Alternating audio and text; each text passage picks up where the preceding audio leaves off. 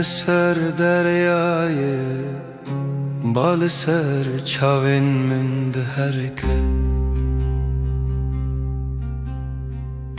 Ez nefesek dirêj dikim, wek ku dil ji nû dest pê dike. Ez li ber avê raweştim, dengê wê bi min re diaxive. Her pel hestek ji min dibire. Destên min valane, lê tije ji ronahî. Ev dem wek rûyek nû ye.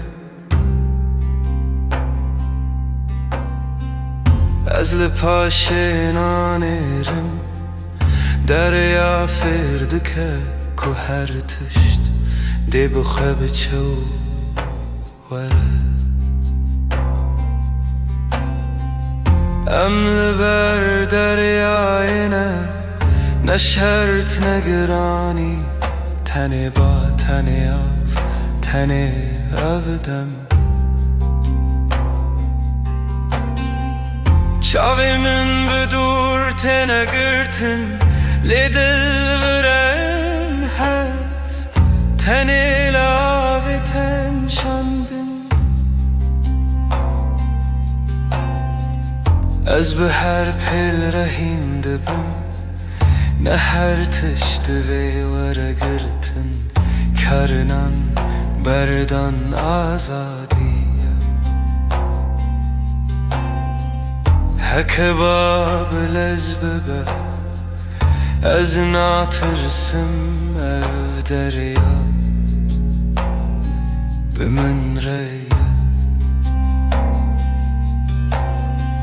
Heke pêl bilivin, ez bi wan re mevstran. Wek av diherike. Ne şert ne şertên din, ne şertên kev. Ev jiyan wek deryayek vekiriye. Bara westa pêl hêdî bûn lê ev stran li dil.